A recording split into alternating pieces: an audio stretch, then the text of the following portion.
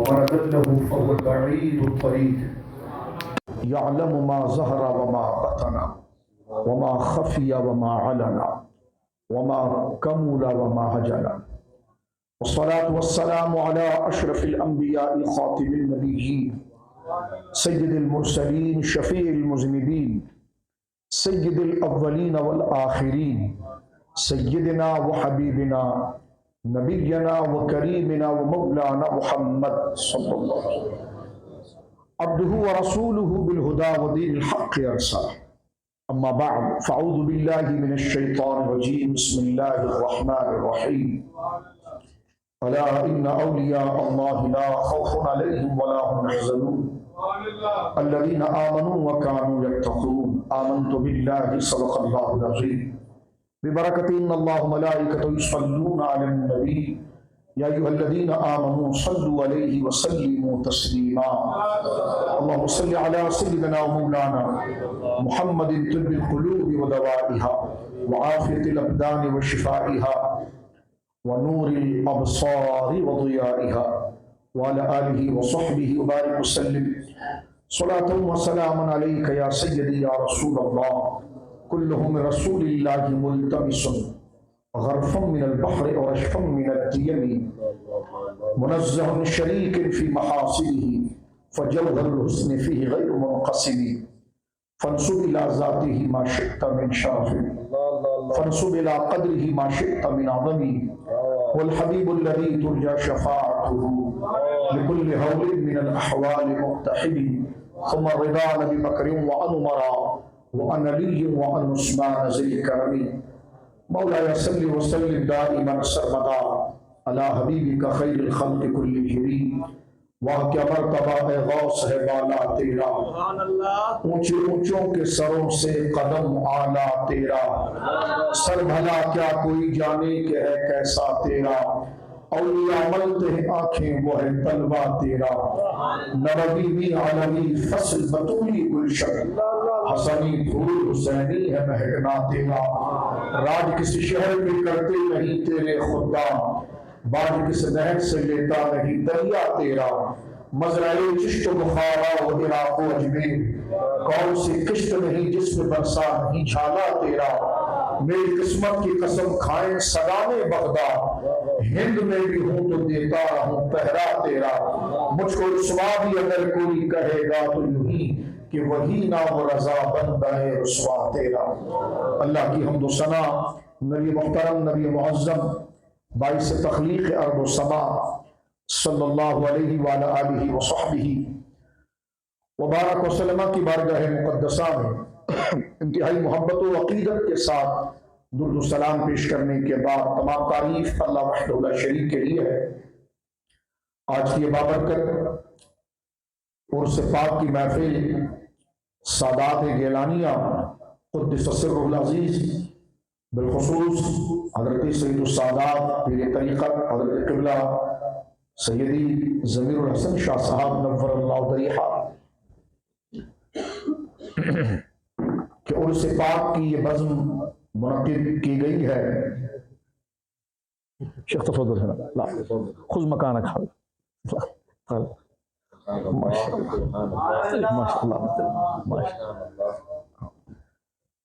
الآن طابت النفس لا ما شاء الله لا لا لا تفضل هنا الله لا لا لا هذا الآن طابت النفس إن شاء الله تفضل هنا تفضل هنا ما شاء الله ما شاء الله تاجدار ختم نبوت تاجدار ختم نبوت تاجدار ختم نبوت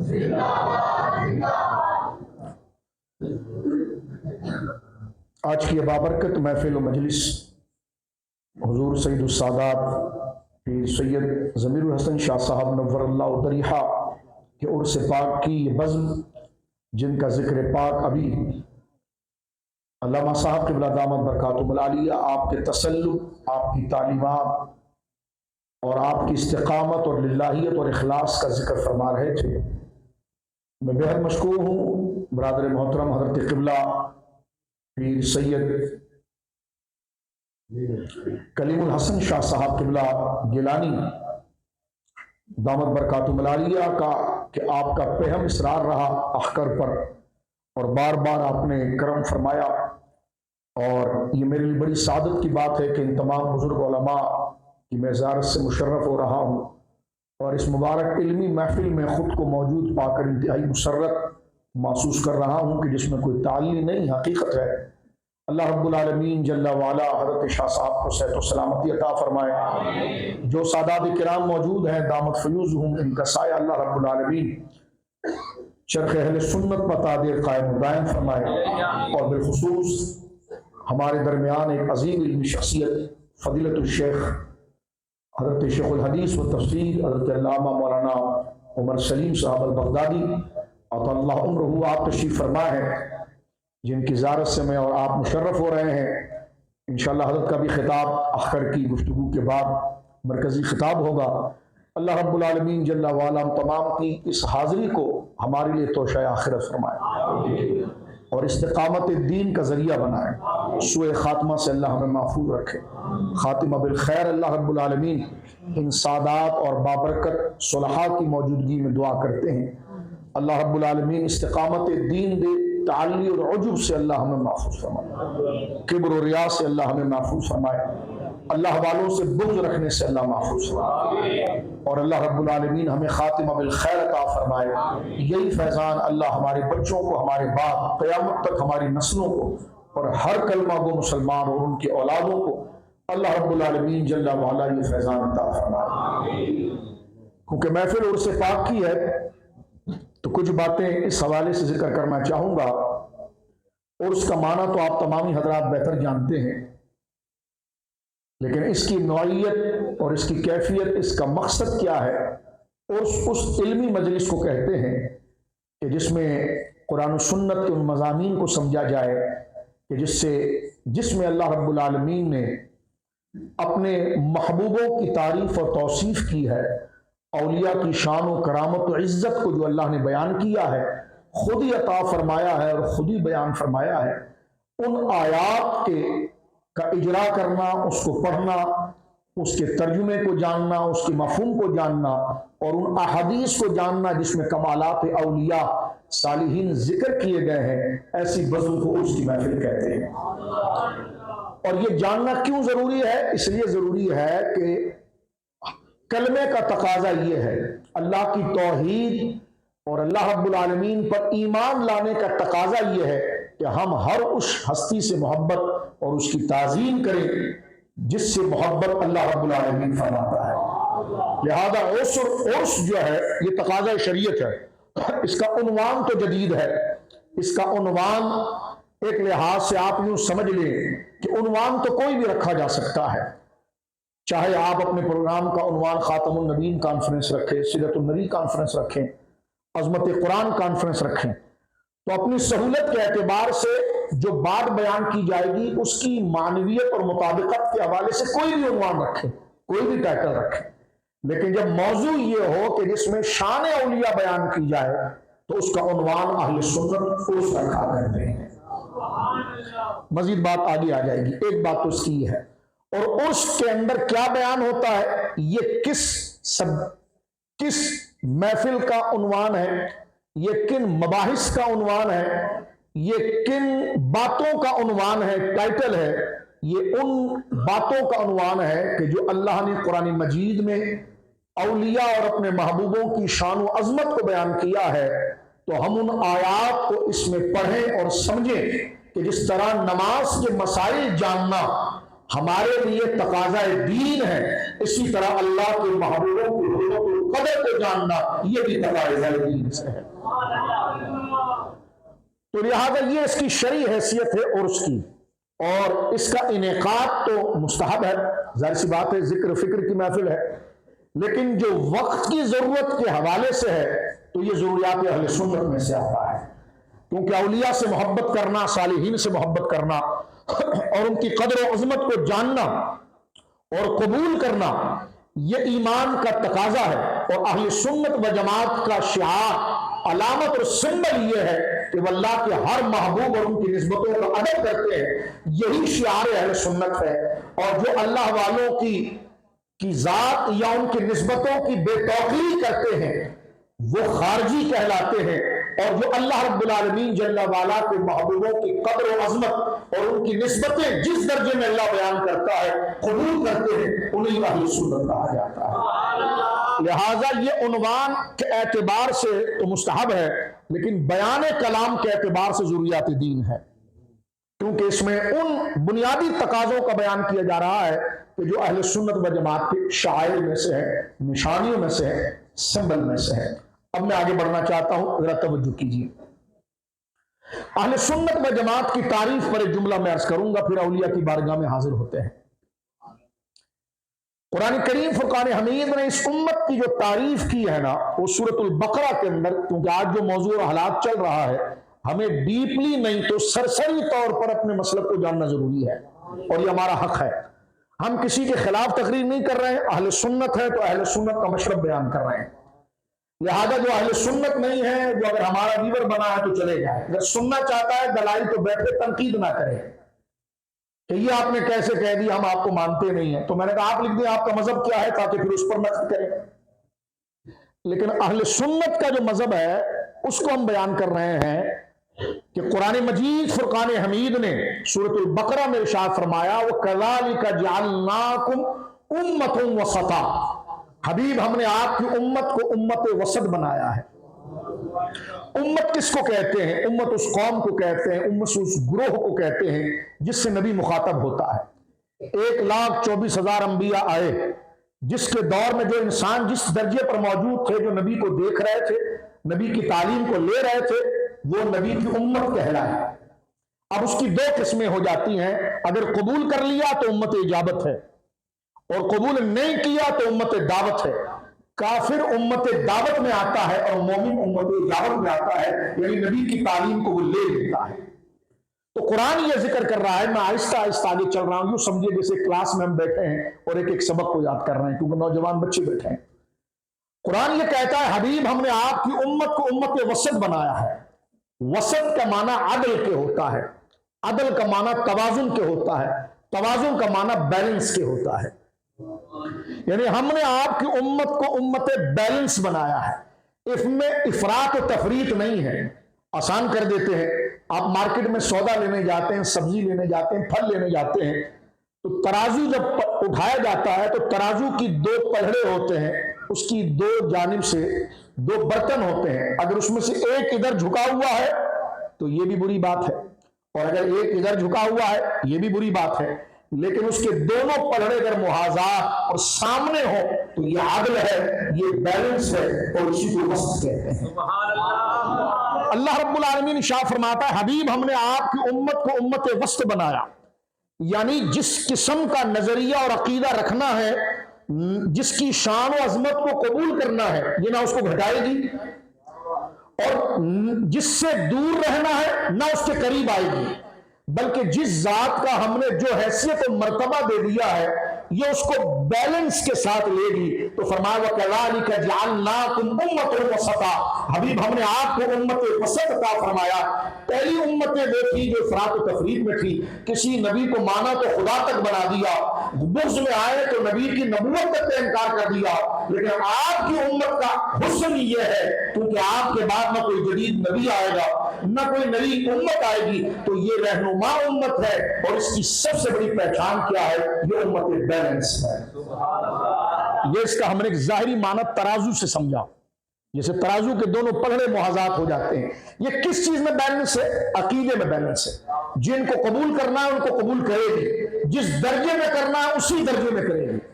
وہ کہنے کہ آج پیر صاحب کو قوال کا سر اچھا لگ گیا ہے، وہ کہہ دی میں یہ سنوں گا.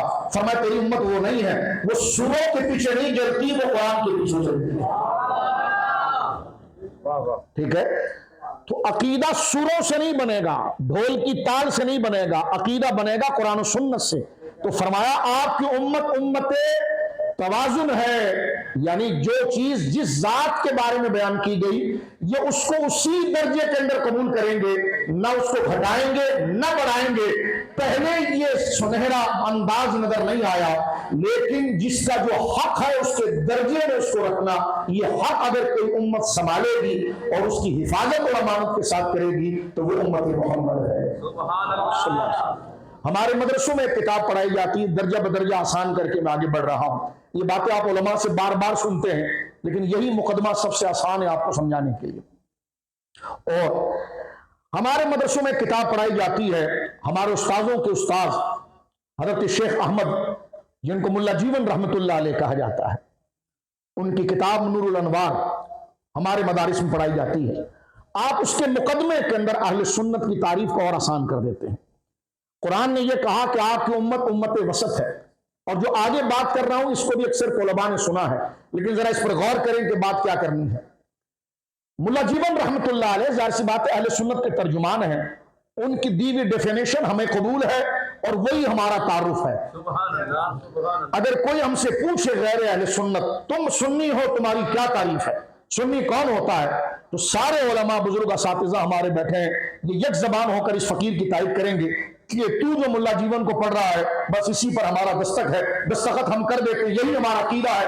اگر کوئی غیر اہل سنت ہم سے بات کرنا چاہتا ہے کہ سنیت کی تعریف اور ڈیفینیشن کیا ہے، تو حضرت ملا جیون رحمت اللہ علیہ نے ہزارہا ابحاث کو چند الفاظوں میں بیان کر دیا، اور آپ نے نور انوار میں اہل سنت کی تعریف کر دی۔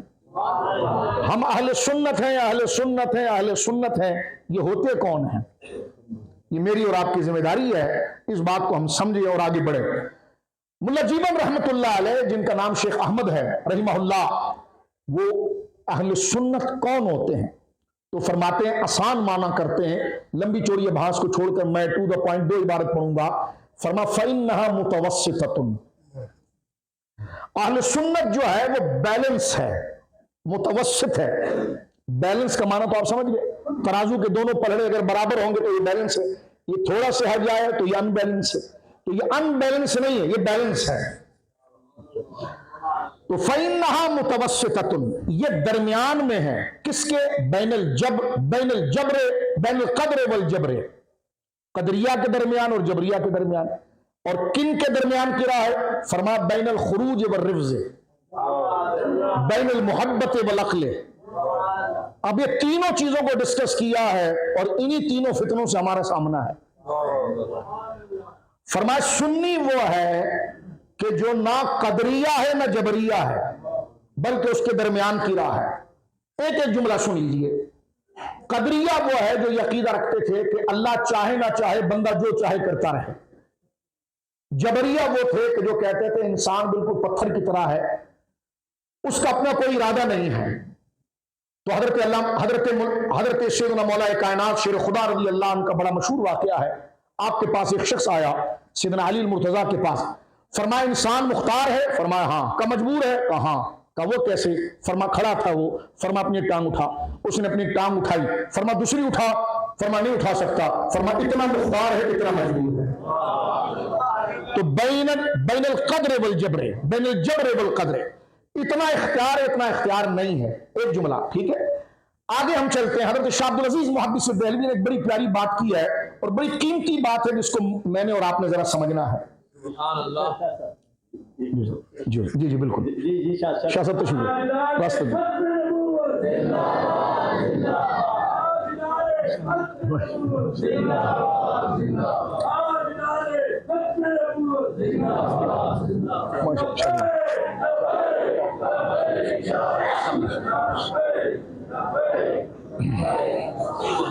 السلام علیکم۔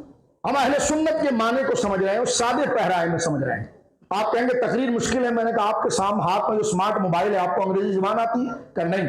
کہ اس کے فیچر سب سمجھ لیتا ہوں۔ تو میں نے کہا دیکھیں گے دلچسپی ہو تو سب باتیں سمجھ میں آ جاتی ہیں، اور اس وقت ہر سنی بچے کو، نوجوان کو سمجھنا چاہیے کہ اہل سنت کی تعریف کیا ہے، کیونکہ بھار کے بھیڑیے تو الگ ہے لیکن سونا جنگل رات بھیڑی چھائی بدلی کالی ہے، سونے والے جاگتے رہنا چور خود گھر میں آئے اور رکھوالی کر رہے ہیں۔ سونے والے جاگتے رہنا چوروں کی رکھوالی ہے۔ قادری کہلائیں گے، چشتی کہلائیں گے، یہ مبارک نسبتیں لے کر آئیں گے، جبکہ نسبتیں جنت کا نشان ہے، لیکن کلمۃ الحق ارید بہ الباطل، یعنی نام تو اچھوں کا لیں گے لیکن ارادہ اس سے باطل کریں گے. قادری نہیں ہوں گے, وہ ہوں گے کچھ اور, لیکن ہمیں شکار کرنے کے لیے القادری, ہمیں شکار کرنے کے لیے چشتی, ہمیں شکار کرنے نقشبندی, جبکہ یہ سارے مبارک عنوان جن کے محافظ اور امین یہاں بیٹھے ہیں, یہ جنت نشان ہے, لیکن وہ لوگ وہ نہیں ہوں گے, لیکن ہمیں گھیرنے کے لیے وہ چیز لائیں گے جو مولا علی نے فرمایا تھا کہ کلمۃ حق, بات وہ ٹھیک کریں گے, اریدہ بہل باطل, لیکن اس سے مراد اور مطلب شکار و دوسرا کر رہے ہوں گے. لہذا سمجھ لیجئے, اہل سنت کے معنی کو اور آسان کر دیتا ہوں. پھر دوران لیتے سبق پیچھے سے. قرآن نے کیا کہا تھا؟ اس امت کو ہم نے امت وسط بنایا. اب ہر بندہ کہہ رہا ہے حضور کے امتی ہیں جو دائرے میں آیا, لیکن قرآن نے نشان بنایا کہ امت وسط. تیری امت کمال ہونے میں صرف امت ہونا نہیں, اس کا متوازن ہونا کمال ہے. اس امت کا کمال متوازن ہونا ہے, بیلنس ہونا ہے. کیسے بیلنس ہونا ہے؟ اس کا ایک جواب میں نے مولا جیون علیہ رحمت سے دیا کہ یہ نہ جبریہ ہے نہ قدریہ ہے, بلکہ درمیان میں ہے. جیسے مولا کائنات نے فرمایا کہ نہ انسان مکمل مختار ہے نہ مکمل مجبور ہے. وہ کھڑا تھا, اس کو کہا, مثال پر غور کریں سارا مسئلہ سمجھ میں آ جائے گا. اور یہ بیلنس جو کر رہا ہوں یہ بھی سمجھ میں آ جائے گا. اگر وہ اپنی دونوں ٹانگوں کو اٹھانے پر قادر ہو جاتا وہ بیلنس کیسے؟ تو فرمایا کیونکہ ایک وہ ہے جو کہتا ہے انسان بالکل مجبور ہے, اور ایک وہ کہتا ہے انسان جو ہے وہ اللہ کی تاثیر سے بھی معاذ اللہ بری ہو گیا, اور وہ اپنے ارادے سے جسے چاہے تخلیق کرے. حضرت مولا کائنات نے فرمایا, وہ کھڑا تھا, آپ نے شاہ فرمایا کھڑے کھڑے کہ اپنی ٹانگ اٹھا, اس نے اپنی ٹانگ کو سمیٹ کے اٹھا لیا. فرما دوسری ٹانگ اٹھا, کہ نہیں اٹھ سکتی. فرما اتنا مختار تھا, اتنا مجبور تھا. اس پر حضرت امام اہل سنت شاہ عبدالعزیز صاحب محدث دہلوی نے ایک بڑی پیاری بات کی ہے. آپ کی مبارک تفسیر عزیزی اگر ہم دیکھیں تو سورہ فاتحہ کی تفسیر کرتے ہوئے حضرت شاہ عبدالعزیز صاحب نے ایاک نعبد و ایاک نستعین اس کی تفسیر میں ایک بات کی ہے. دیکھیں کیا ہے اس آیت میں دو حصے, ایاک نعبد ہم تیری عبادت کرتے ہیں, و ایاک نستعین اور تجھ سے مدد چاہتے ہیں. آپ کے ذہنوں کے اعتبار سے ایک مفہوم بنا رہا ہوں, ہم تیری ہی عبادت کرتے ہیں یا اللہ, اور تجھ ہی سے مدد چاہتے ہیں. تو یہاں پر حضرت شاہ صاحب نے بڑی پیاری بات کی. فرمایا ایک جز سے قدریہ کا رد ہوا اور ایک جز سے جبریہ کا رد ہوا. فرمایا اگر انسان کو اختیار نہیں ہوتا تو عبادت کیسے کرتا, اور انسان اگر مکمل مختار ہوتا تو مدد کیسے مانگتا. تو فرمایا ایاک نعبد سے جبریہ کا انکار ہو رہا ہے, و ایاک نستعین قدریہ کا انکار ہو رہا ہے, و ایاک نستعین سے جبریہ کا انکار ہو رہا ہے. اور درمیان کی راہ اہل سنت ہے کہ نہ وہ مکمل مختار ہے نہ مکمل مجبور ہے. تو اس امت کی نشانی کیا تھی؟ بیلنس. ایک نے, اب یہ دونوں گروہ خود کو حضور کی امت کہتے ہیں, لیکن وہ انتہا پر چلے گئے. ایک کہنے کا بالکل مجبور, ایک کہنے کا بالکل مختار. اور اللہ نے کیا کہا تھا یہ امت کامیاب کون ہے؟ یہ امت بیلنس مڈل ہے. تو ان دونوں کا مڈل کیا تھا کہ نہ مکمل مختار ہے نہ مکمل مجبور ہے, اور یہ مذہب اہل سنت کا ہے. اب تھوڑا سے آگے چلیں. فرما بین الخروج والربز, بین الربز والخروج, بین الربز, یہ ربز یعنی چھوڑ دینے والوں میں سے, اور خروج اور ان سے نکل جانے والوں میں سے درمیان کی ہے. کیا مطلب؟ اس کا آگے ایک معنی جو آتا ہے بات کھلتی ہے. فرما بین المحبت والعقل, اہل سنت محبت اور عقل کے درمیان کی راہ ہے.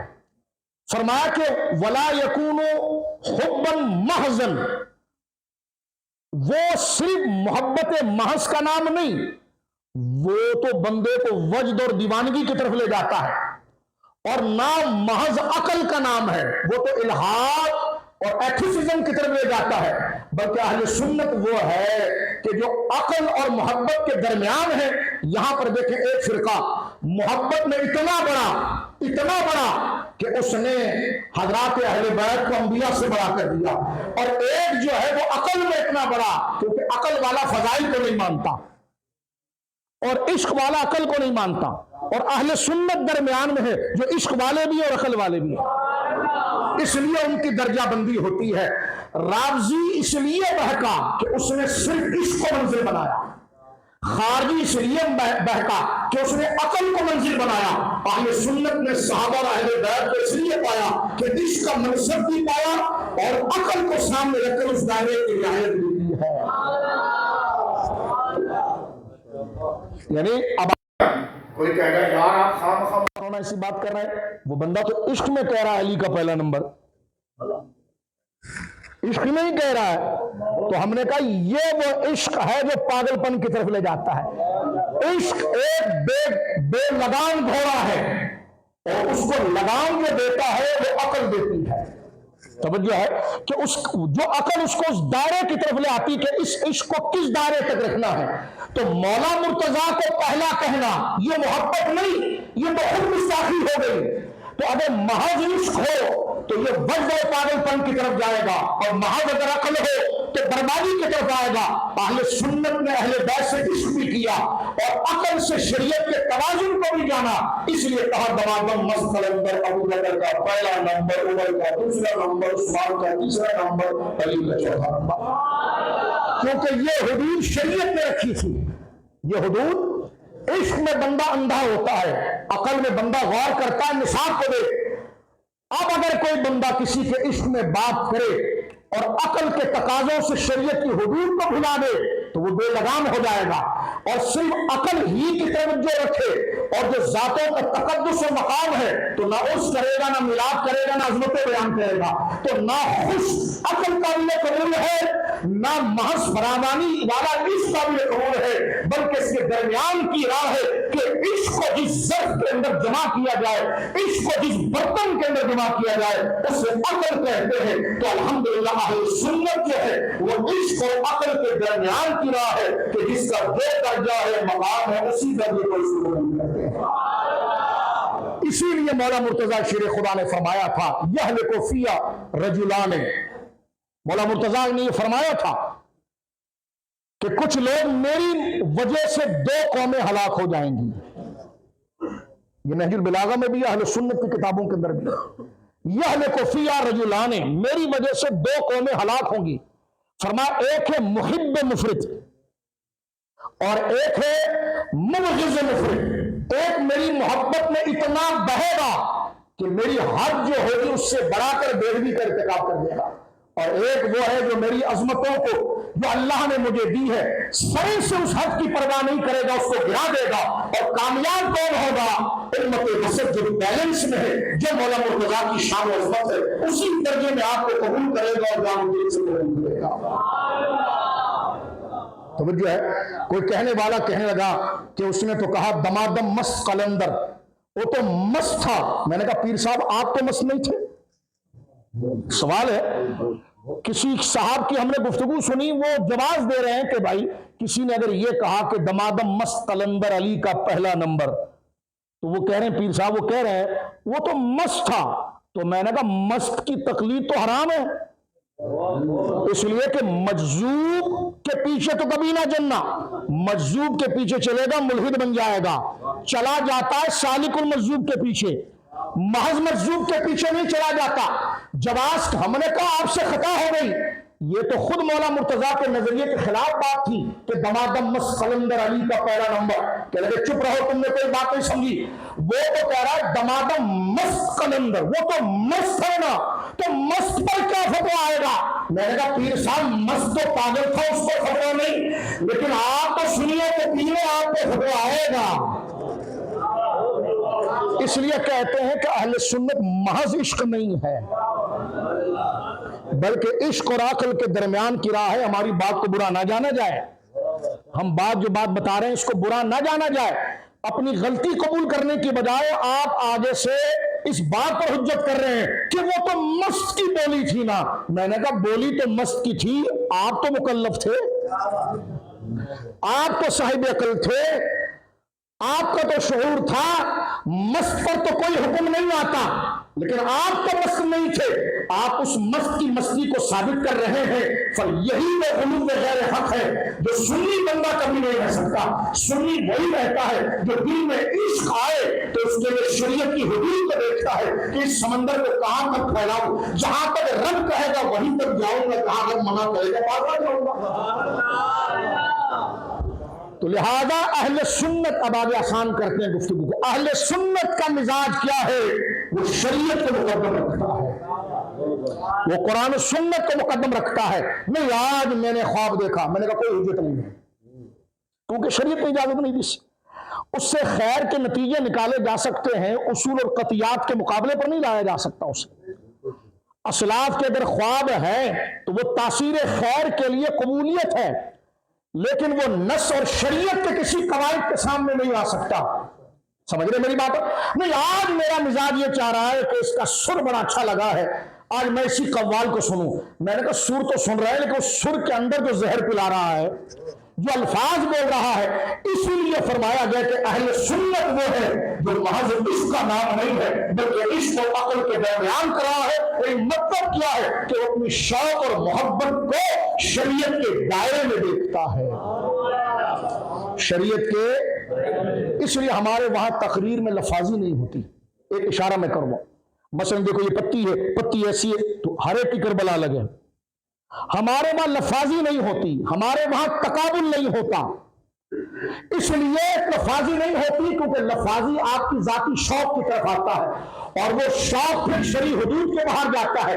اسی لیے اہل سنت نے جس ہستی سے متعلق بھی تعظیم و توقیر کے جملے رکھے تو اس کی ذات کے حوالے سے پہلے قرآن کو سامنے رکھا کہ وہ اس ذات کے حوالے سے کیا دستور، کیا دائرہ، کیا حد بندی، کیا قانون دے رہا ہے۔ تو قرآن و سنت جو دائرہ دیتا ہے، اہل سنت اسی سانچے، اسی درجے کے اندر اس ہستی کو قبول کرتے ہیں۔ اس احتیاط، اس بیلنس، اس خوف خدا کا نام اہل سنت و جماعت ہے۔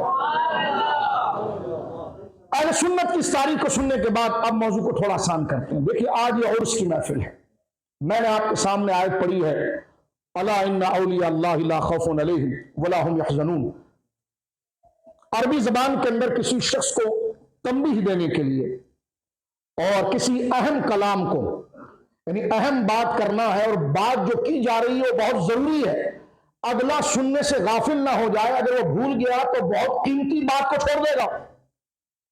مثلا آپ بھی اگر اپنے دوست سے کوئی سنجیدہ بات کرنا چاہتے ہیں، یوں تو آپ بات کر رہے ہیں، لیکن جب کوئی صحیح میسج دینا چاہتے ہیں، اہم میسج دینا چاہتے ہیں جس میں اس کی بھلائی ہے، تو آپ اس کو کہتے ہیں خبردار ذرا غور سے سنو۔ تو یہ جو غور سے سنو، خبردار، یا اپنی آواز سے کرتے ہیں اس کو، اس کا مطلب یہ کہ سننے والا سامنے سمجھتا ہے کہ وہ اپنی تمام تر صلاحیتوں کو جمع کر کے اس بات کو سنو، اس میں یہ خیر کی بات ہے۔ تو اللہ رب العالمین جل وعلا اپنے محبوب اور اولیاء کے ذکر کو بیان کرتا ہے، اور یہ ذکر کو سننا، سمجھنا ہمارے ایمان کے لیے اتنا ضروری ہے کہ قرآن اس عربی رعایت کے اندر بیان کرتا ہے، الا خبردار انا بے شک اولیاء اللہ ہے جو ہمارے ولی ہیں۔ آیت یوں بھی شروع ہو سکتی تھی، اولیاء اللہ لا خوف علیہم ولا هم يحزنون، ہمارے جو دوست ہیں، ہمارے جو اولیاء ہیں، ان پر کوئی خوف اور غم نہیں ہے۔ آیت یوں بھی شروع ہو سکتی تھی، لیکن آیت اولیاء اللہ سے نہیں شروع ہوئی۔ اللہ طلباء بیٹھے، ہم ابتدائی کتابوں کے اندر ہی پڑھتے ہیں، ہدایت النو میں پڑھتے ہیں، کافیہ میں پڑھتے ہیں، ابتدائی کتابوں کے اندر ہم یہ پڑھتے ہیں کہ 3 حرف تنبیہ، ہاں، اما، الا، جو متنبہ کرنے کے لیے کہ سننے والے کے ذہن سے وہ ضروری مضمون نہ نکل جائے۔ اولیاء کا ذکر اتنا ضروری اور اہم ہے ہمارے ایمان کے لیے کہ کلام عرب میں کسی ذکر کو ضروری اور آگے سننے والے کے لیے اس میں زندگی، جان، پیغام ہو تو اس کو ڈائریکٹ نہیں شروع کرتے، اس کے شروع میں کئی تقاضوں کے ساتھ ایک حرف تنبیہ آیا جاتا ہے جس میں سے الا ہے۔ تو اولیاء وہ عظیم ذات ہے، ان کے منصب کو سمجھنا اور ان سے محبت کرنا اور ان کی قدر کو جاننا اس قدر ہم پر لازم تھا کہ قرآن نے اس کا اہتمام کیا، کلام عرب کے تمام اصولوں کی رعایت کی گئی اور فرمایا الا، ڈائریکٹ نہیں کہا میرے دوست، فرمایا الا خبردار ہو جاؤ۔ یہ اللہ کو سن کر ہی بندہ حیران ہوتا ہے، اور یوں تو سارا قرآن خدا کا ہے، سارا کلام اللہ کا ہے، توجہ سے سننا ہے، لیکن جب اس طریقے سے اللہ کے حرف کے ساتھ جب اس کو خطاب کیا اللہ خبردار، تو سننے والا پہلے سے زیادہ سنجیدہ ہو جاتا ہے، پہلے سے زیادہ باشعور ہو جاتا ہے، پہلے سے زیادہ بیدار ہو جاتا ہے کہ کلام تو میرے رب کا ہے، ہر بات کو میں نے توجہ سے سننا ہے۔ لیکن یہاں تو رب نے اس کے کلام نے کلام عرب کے ان اصولوں کی رعایت کے ساتھ بات کی ہے، تو ضرور آگے جو بات آ رہی ہے وہ میرے عقیدے اور ایمان کے لیے ضروری ہے۔ تو بندہ بالکل چوکنا ہو جاتا ہے. تو اس اہتمام سے، اس تعظیم سے، اس احترام سے رب اپنے محبوب کا ذکر کرتا ہے. الا خبردار، ان بے شک اولیاء اللہ جو اللہ کے دوست ہیں. اس سے اولیاء کے ذکر کی قدر آتی ہے. توجہ ہے، ان کو ولایت اللہ نے دی. اگر کوئی کہے جناب یہ ساری باتیں آپ نے کر لی، ٹھیک ہے، ان کو ولایت تو اللہ نے دی ہے، شان اللہ نے دی ہے. میں نے کہا حضرت اس ادب کے ساتھ ذکر یہ خدا ہی کر رہا ہے تاکہ تمہارے دلوں میں قدر آئے. ہم کسی کی قدر کو جاننے کے لیے دیکھتے ہیں کہ کوئی بڑا قدر والا اگر کسی کی عزت کرے تو سارا محلہ کہتا ہے واہ، اس کو وزیر اعظم صاحب کا فون آیا، اس کو جنرل صاحب کا فون آیا، اس سے بڑا عزت والا بندہ ملا. تو احکم الحاکمین رب العالمین وَلِلَّهِ الْعِزَّةُ جَمِيعًا ان العزت للہ جمیعا. ساری عزتیں جس کے لیے ہے. جب وہ اولیاء کی شان بیان کرے تو ایک پتھر دل میں آدمی بولے واہ کیا شان ہے اولیاء کی، جن کی عزت کا بیان خدا سنبھال کے کرتا ہے. ایک مضمون تو یہاں سے پتا چلا کہ لا خوف، اور اللہ کیا کہتا ہے لا خوف علیہم ولا هم يحزنون. میرے جو یہ اولیاء ہیں ان پر کوئی خوف نہیں ہے اور کوئی غم نہیں ہے. ٹھیک ہے، اب یہ آیت ہر آستانے پر پڑھی جاتی ہے نا جی. اگر کسی بندے کو جو عرس میں آتے ہیں سنی، اگر ان کو یہ آیت زبانی بھی یاد نہ ہو، لیکن اگر امام صاحب یا قاری صاحب الا ان اولیاء اللہ پڑھیں تو آپ کا ذہن فوراً متبادر ہوتا ہے، فوراً ذہن میں آتا ہے ہاں یہ ولیوں کی شان ہے. ایسا ہے کہ نہیں؟ میں پوچھنا چاہتا ہوں، یہ آیت حضرت غوث پاک کے عرس میں پڑھی جاتی ہے الا ان اولیاء اللہ. اگر غوث پاک کا عرس ہو، غریب نواز کا عرس ہو، داتا صاحب کا عرس ہو، بابا فرید کا عرس ہو، کسی بھی ولی کا عرس ہو، کسی بھی عالم دین کو بلائیں اور ان سے کہیں کہ آپ اس پر تقریر کریں تو وہ یہی آیت پڑھیں گے، اکثر یہی آیت پڑھیں گے الا ان اولیاء اللہ ہے. تو ایک بچے نے کھڑے ہو کر کہا یہ آیت تو ان کے پیدا ہونے سے پہلے اتری ہے، آپ نے ان کے لیے کیوں پڑھی؟ توجہ ہے، سوال معقول ہے، ان کے لیے کیوں پڑھی؟ میں یہ کہنا چاہ رہا ہوں کہ جب یہ آیت غوث اعظم 470 ہجری میں پیدا ہوئے ہیں اور 561 ہجری میں غوث اعظم نے وصال کیا ہے. حضرت داتا صاحب رحمۃ اللہ علیہ 465 ہجری یا 460 ہجری میں آپ نے پردہ کیا ہے. حضرت ضمیر حسن شاہ صاحب حال میں وصال فرما گئے ہیں. تو آج کے ان ولیوں کے لیے الا ان اولیاء اللہ پڑھی جاتی ہے. اصل تو اس کے مصداق وہ آویز تھے کہ جو سامنے موجود تھے، انہوں نے ایسا عمل کر کے دکھایا اور نبی کے ساتھ اور رب کے ساتھ ایسی وفاداری دکھائی کہ رب کا کلام طے اٹھا کہ خبردار ہمارے یہ دوست ہیں جن پر نہ کوئی خوف ہے نہ غم ہے. وہ کون تھے؟ تو سادہ جواب آئے گا، وہ جماعت صحابہ. وہ جماعتیں. یہ جملہ میں نے کیوں کہا، اس کو میں دوسرے انداز میں سمجھاتا ہوں. دیکھو ہمارے وہاں حال یہ ہو گیا ہے کہ اگر کوئی کہے جناب اس نے صحابہ کی توہین کر دی تو لوگ یا اس نے صحابہ کے ہلکے جملے کہہ دی، یہ خود کو پیر کہتا ہے، مولوی کہتا ہے یا فلانا کہتا ہے، اس نے صحابہ کے ہلکے جملے بولے تو ہمارے لوگوں کو اتنا وہ کیئر نہیں کرتے. لیکن اگر یہ کہہ دیا جائے اس نے فلاں ولی کی گستاخی کی ہے تو پھر اس کو گھر تک چھوڑتے ہیں. اور یعنی اگر یہ جملہ کہا جائے کہ اس نے ولی کی بے ادبی کی تو فوراً ہمیں غصہ آ جاتا ہے، اور اگر یہ کہا جائے کہ اس نے صحابی کی بے ادبی کی تو ہمیں کوئی جلال نہیں آتا. یعنی ہماری کم علمی اتنی ہے کہ ہم نے صحابی کا ٹائٹل جس کی عظمت اس سے بڑی تھی اس کو بلا دی اور ولی کے ٹائٹل کو بڑھا دیا. تو آج کے درس میں جو علامہ صاحب مجھے توجہ دلا رہے تھے کھانے پر، میں اسی بات کو لے کر چل رہا ہوں. اور میرے بھائی یہ لفظ ولی جو ہے نا، یہ ہمارے جو بزرگ مزاروں میں آرام کر رہے ہیں یہ اس کے ضمن مصداق ہیں، ڈائریکٹ نہیں. اصل ولی قرآن جن کو کہہ رہا ہے وہ جماعت صحابہ ہے.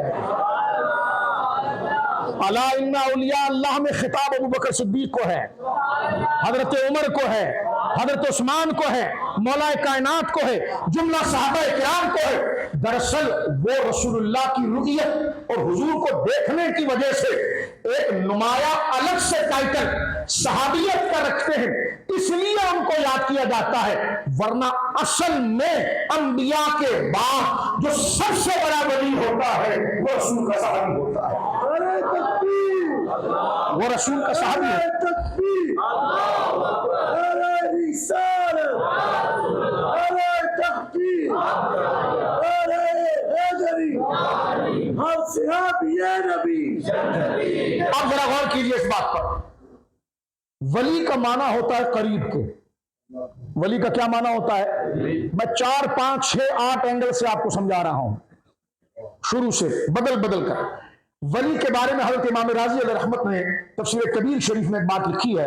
میں اگر یہاں پر ایک بلیک بورڈ لگا دوں تاکہ بچے جو اسکول کے بیٹھے ہیں وہ بھی بالکل ڈیپلی اس مسئلے کو سمجھیں.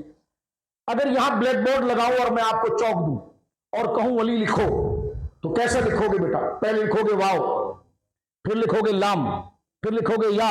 ولیون، اولیاء تو اس کی جمع ہے. ولیون. امام راضی کہتے ہیں والواو واللام والیاء یدل علی المعنی القرب. ولی کا معنی ہوتا ہے قریب کے. ولی کا معنی کیا ہوتا ہے؟ ولی کا معنی کیا ہوتا ہے؟ قریب کے. اب جو کس کے قریب؟ ولی اللہ. کس کے قریب؟ کس کے قریب؟ اللہ کے قریب. کس کے قریب؟ اللہ کے قریب. اب اللہ کے قریب ہونے کا کیا معنی ہے؟ یا تو بندہ کسی کے قریب ہوتا ہے مکان کی وجہ سے، یا قریب ہوتا ہے زمان کی وجہ سے. یعنی میں شیخ صاحب کے قریب بیٹھا ہوں تو شیخ صاحب میرے ولی ہوئے. ایک معنی میں یہ مائک میرے قریب ہے، میں اس مائک کا ولی ہوا. ٹھیک ہے. اور یہ میرے قریب ہے تو یہ میرا ولی ہوا. یہ بھائی آپ کے قریب ہے تو یہ آپ کے ولی ہوئے، اور آپ ان کے قریب ہے آپ اس کے ولی ہوئے. جو جس کے قریب ہوگا وہ اس کا ولی ہوگا. لیکن بھائی قریب ہونے کے لیے کسی کا کہیں جگہ پر موجود ہونا چاہیے. اگر آپ ادھر بیٹھے نہیں ہوتے تو یہ آپ کے قریب کیسے ہوتے؟ تو بندہ کہیں بیٹھا ہو تو کوئی آ کر بیٹھے تو قریب.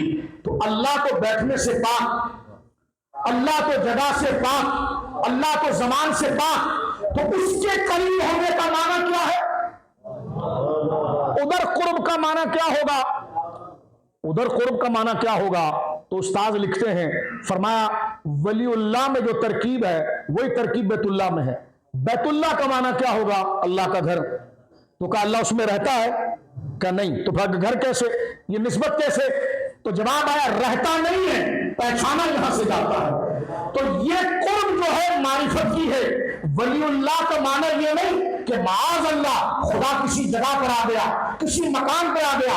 یہ نسبت جو ہے نا اللہ کے قریب، معنی یہ ہے کہ خدا تو ہے لیکن پہچانا اس سے ضرور آتا ہے. تو سب سے پہلے خدا کس کے ذریعے پہچانا جاتا ہے؟ نبیوں کے ذریعے. تو اللہ کے سب سے پہلے ولی نبی ہوتے ہیں، جو نبیوں کی صحبت میں بیٹھنے والے اہل ایمان صحابی ہوتے ہیں. ان کے بعد کون ولی ہوتا ہے؟ جو ان کے طریقے پر چلتا ہے. جس طرح نبی پر وحی آتی ہے اور وہ اللہ کا نمائندہ ہوتا ہے، اس خاص خصوصیت کی وجہ سے انہیں نبی کہا جاتا ہے. لیکن اصل میں یہی اللہ کا ولی ہوتا ہے. ولی ہونے کے باوجود اس کا ایک اضافی نام نبی ہم میں مشہور ہے اور یقیناً اس کی نبوت پر دلالت کرتا ہے. اسی طرح صحابی رسول اللہ کو دیکھنے کی وجہ سے یہ اس کا وصف ہے، لیکن وہ نبیوں کے بعد سب سے بڑا ولی ہوتا ہے. تو قرآن بھی یہاں بات کر رہا ہے الا ان اولیاء اللہ، یہ ہمارے گنبدوں کے اولیاء، یہ ان کے ضمن ان کی اتباع میں آتے ہیں. اصل میں ڈائریکٹ قرآن جس کو ولی کہہ رہا ہے وہ جماعت صحابہ ہے. اب آپ سنتے ہوں گے کہ جناب کہ اہل سنت کو صحابہ کرام کے لیے ہلکا جملہ بولنے والے سے نفرت کیوں ہوتی ہے، اور اہل سنت اس کو پسند کیوں نہیں کرتا؟ اس لیے نہیں پسند کرتا کیونکہ وہ اللہ کا قریبی ہوتا ہے، صحابی اللہ کا قریبی ہوتا ہے. لیکن ہمارے وہاں ایک ریت یہ چل پڑی کہ خوارج ہمارے وہاں آئے، انہوں نے مزاروں کا مذاق اڑایا، معاذ اللہ مزاروں کی چادروں کا مذاق اڑایا، گنبدوں کا مذاق اڑایا. تو ہمارے بزرگوں نے یہ ساری آیتیں ان بزرگوں کے لیے پڑھی جو اس کے مصداق بنتے ہیں، کیونکہ قرآن نے ولایت کی نشانی کیا دی ہے؟ الذین آمنوا وکانوا یتقون. ہر وہ بندہ اللہ کا ولی بنے گا جو اس ایمان میں کامل ہو، تقوی میں کامل ہو. تو یقیناً قیامت تک ان کے تتبع میں چلنے والے رضی اللہ عنہ آتے رہیں گے. قیامت تک اولیاء آتے رہیں گے، لیکن اصل ولی قرآن نے جن کو کہا ہے انبیاء کے بعد وہ جماعت صحابہ ہے۔ وہ کون ہے جی؟ جماعت صحابہ۔ اسی لیے صحابہ کرام رضوان اللہ اجمعین کے لیے اہل سنت ان کے لیے ہلکا جملہ اس لیے نہیں بولتے، نہ سننے کو گوارا کرتے ہیں، کیونکہ سنی ولیوں کے عاشق ہے اور ولیوں کی تعظیم کرنے والے ہیں، اور قرآن ولیوں کی تعظیم سکھاتا ہے، تو انبیاء کے بعد اصل ولی جو ہے وہ صحابہ کرام کی ذات ہے۔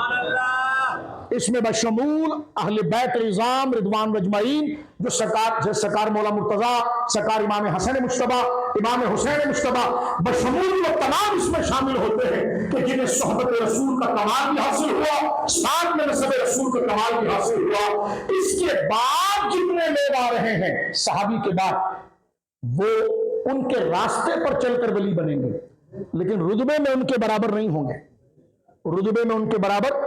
اس لیے سرکار غوث الثقلین نے بھی یہ بات غنیۃ الطالبین شریف میں لکھی، اور یہ بات علامہ ابن کثیر نے البدایہ میں لکھی کہ جب یہ سوال ہوا کہ عمر بن عبدالعزیز جن کے تقوی و طہارت کی مثال ضرب المثل ہے، یعنی ان کا تقوی و طہارت اور ان کی پرہیزگاری اعلیٰ تھی، پوچھنے والے نے حضرت عبداللہ بن مبارک سے پوچھا کہ جناب معاویہ رضی اللہ تعالیٰ عنہ اور جناب عبدالعزیز عمر بن عبدالعزیز، ان دونوں میں عظمت والا کون ہے؟ توجہ ہے؟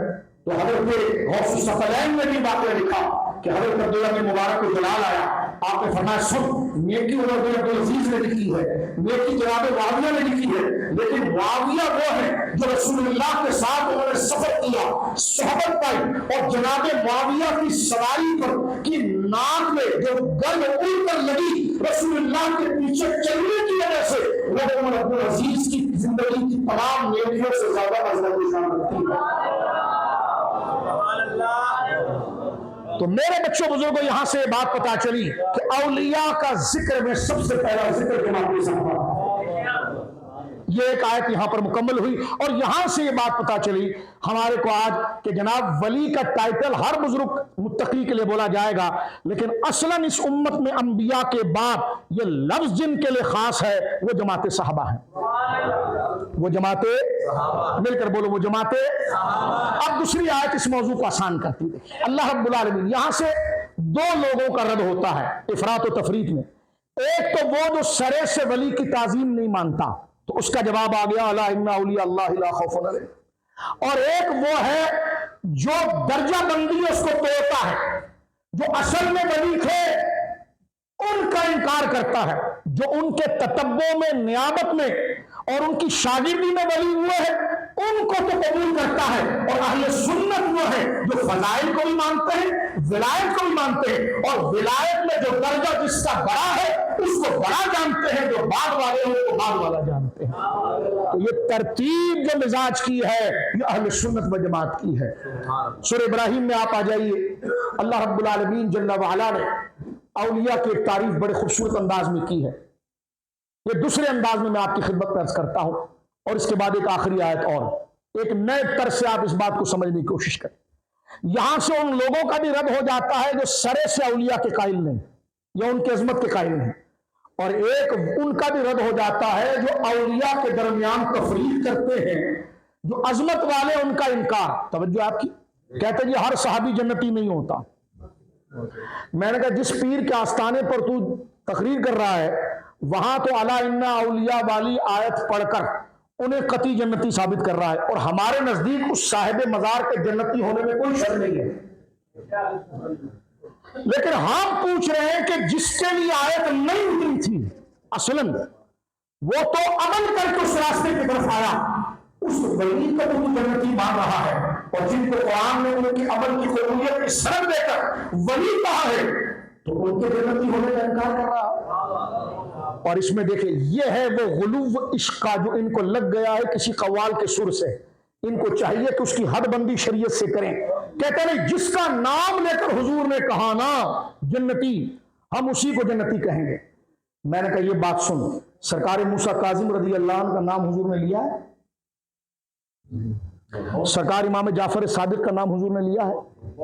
کیونکہ تو سودا اہل بیت کا نام لے کر آ رہا ہے نا، تو اس پاک نام کو تیری ترجمانی کی ضرورت نہیں ہے، لیکن تو اس پاک نام کا لے کر حملہ کہیں اور کرنا چاہ رہا ہے۔ کلمۃ حق نرید بہا الباطل، نام لے رہا ہے پنجتن پاک 12 اماموں کا، اور غصہ تو نے نکالنا ہے صحابہ کے لیے اور بچنا ہے اہل بیت کی چادر کے اندر، یہ نہیں ہو سکتا۔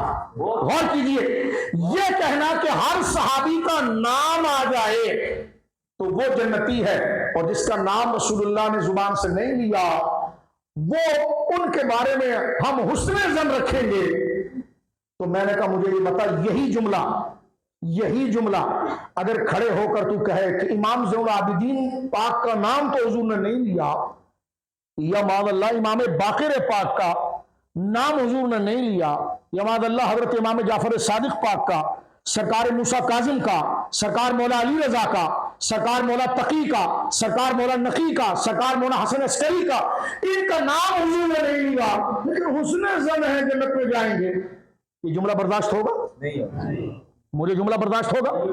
میں کہتا ہوں یہ اہل بیت کی مبارک لڑی کا نام لے کر تو ان مبارک ناموں سے جو اپنا غصہ نکالنا چاہ رہا ہے، ان کا نام تو حدیث میں نہیں آیا، ان کو جنتی کیوں کہہ رہا ہے؟ توجہ ہے آپ کی؟ ان کو جنتی کیوں کہہ رہا ہے؟ تو پتا چلا کہ جناب یہ بات صحابہ کرام رضوان اللہ اجمعین کے لیے کرنا کہ جناب ان کو ہی جنتی کہا جائے گا جن کا نام رسول اللہ نے لیا۔ تو میں نے کہا ایک دفعہ کھل کے تم سارے پیر بیٹھ جاؤ، پیر منگل بدھ جمعرات کی بات کر رہا ہوں، پیران نظام کی نہیں، تم بیٹھ جاؤ اور کاغذ میں لکھ کر دو کس کا نام حضور نے نہیں لیا، تاکہ وہ کڑی میں ابال بھی آئے نا۔ صرف اجمالی بات کرتے ہیں، بہت سیدنا معاویہ سے ہے، حضرت ابو سفیان سے، میں نے کہا ان کے لیے نص دکھانے کے ذمہ دار ہم ہیں، لیکن ہمیں یہ بات بتائی جائے کہ یہ جو قاعدہ تم اتنا گھما کر لا رہے ہو کہ نام لکھاؤ، میں نے کہا جس پیر کے مزار پہ تو گیا ہے اس کا نام بتا سکتا ہے، ان کا نام ذکر کر سکتا ہے؟ ہمارے نزدیک ان کے جنتی ہونے میں کوئی شک نہیں۔ یعنی میں آپ کو کہنا چاہ رہا ہوں یہ عشق کے نام پر بھانڈگیری ہو رہی ہے، یہ عشق کے نام پر دنگا مستی ہو رہی ہے، اہل سنت میں کبھی یہ مزاج نہیں رہا، لہذا آج کے اس بات کے اندر ہم اس قول کی تردید کرتے ہیں اور یہی کہتے ہیں کہ اہل سنت کا یہی مشرب و مقصد ہے کہ ہر صحابی جنتی ہے، بلکہ ہر کلمہ گو مسلمان جنتی ہے۔ بات سمجھ گئے؟ اب آئیے ذرا سورہ ابراہیم کی طرف آئیے۔ اللہ رب العالمین جل والا اولیاء کی شان بیان کر رہا ہے، جماعت صحابہ سے لے کر قیامت تک ولیوں کی۔ اللہ فرما رہا الم ترى کیف ضرب اللہ مثلا کلمۃ طیبۃ، غور کریں آپ، یہ جنتی والا مسئلہ دیکھیں آپ اور ان کی شان۔ اللہ فرما رہا ہے کہ حبیب کیا آپ نے نہیں دیکھا کہ اللہ مثال دے رہا ہے، کیونکہ کوئی مثال، کوئی تعریف اگر مشکل ہو جائے تو اس تعریف کو منوانے کے لیے مثال دی جاتی ہے۔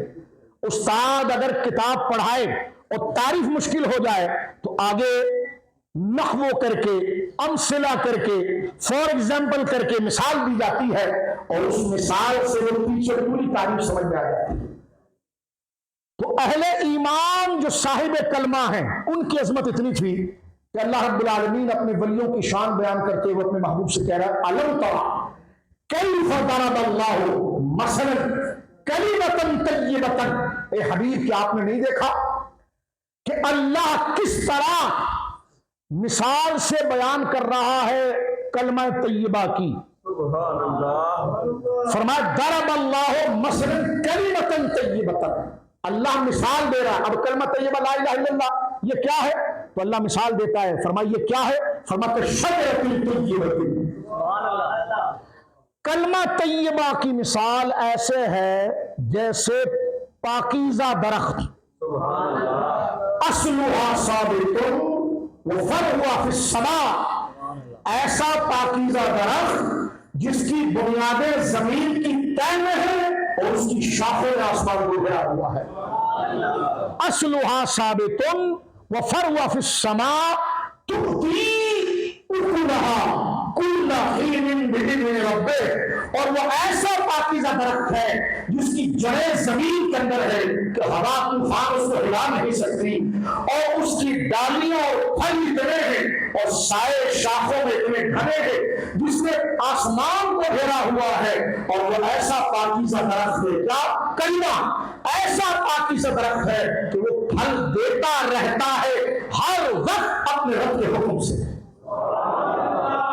اب یہاں پر غور کریں، حضرت عبداللہ ابن عباس سے پوچھا گیا اس آیت کا مطلب کیا ہے؟ فرمایا دیکھو اللہ فرما رہا ہے کہ کلمہ طیبہ لا الہ الا اللہ، غور کیجئے گا، کلمہ طیبہ لا الہ الا اللہ یہ کیا ہے؟ اللہ فرماتا کہ شجرۃ طیبۃ، کلمہ طیبہ ایسے، کلمہ طیبہ کی مثال ایسے جیسے پاکیزہ درخت۔ وہ کیسا پاکیزہ درخت؟ اس میں چند خوبیاں ہیں۔ ایک خوبی یہ ہے کہ اس کی جڑیں مضبوط ہے کہ ہلتا نہیں، یہ نہیں کہ تمن کی ہوا آئے تو ادھر گر جائے، ریال کی ہوا آئے تو ادھر گر جائے، فرما نہیں، اصلھا ثابت، وہ ہر حالات میں کھڑا رہتا ہے۔ وفرع فی السماء، اور اس کی شاخیں جو ہیں وہ اتنی دراز ہیں کہ اس کی سائے میں لوگ آرام کرتے ہیں کہ شاخیں اگر درخت بغداد میں ہو تو سایہ اس کا پاکستان تک آ جاتا ہے۔ فرما اصلھا ثابت وفرع فی السماء، کلمے کی مثال، کلمہ کیسا ہے؟ فرما اس کی مثال ایک درخت کی طرح ہے۔ اس درخت کی خوبی یہ ہے کہ اس کی جڑیں مضبوط ہیں، اس کی شاخیں وسیع ہیں، اور وہ درخت پھل جب دیتا ہے نا تو سال میں ایک مہینہ نہیں دیتا، ایک موسم میں نہیں دیتا، فرمایا کل حین، ہر وقت جب تو چاہے گا تو یہ پھل دیتا رہے گا۔ حضرت عبداللہ ابن عباس کہتے ہیں اس درخت سے مراد مومن ہے، اس درخت سے مراد اب ادھر دو جملے یاد رکھیں، اسی کی آیت کی تشریح دوسری سورہ فتح سے ہم کرتے ہیں، صرف قرآن سے۔ اللہ نے فرمایا کہ کلمہ طیبہ کی مثال ایک درخت کی ہے، کلمہ طیبہ کی مثال ایک درخت کی ہے، یعنی مومن کے دل میں جب وہ کلمہ جاتا ہے اور وہ کلمے کے تمام لوازمات پر عمل کرنے پر ثابت ہو جاتا ہے تو کلمہ پھر شکل ابو بکر صدیق میں نظر آتا ہے، کلمہ پھر علی کی شکل میں نظر آتا ہے، کلمہ پھر حسن و حسین کی شکل میں نظر آتا ہے، کلمہ پھر عبد القادر اور شیخ احمد سرحدی کی شکل میں نظر آتا ہے۔ فرما پھر کلمہ کیا ہے؟ فرما کہ شجرۃ طیبۃ اصلھا ثابت وفرع فی السماء،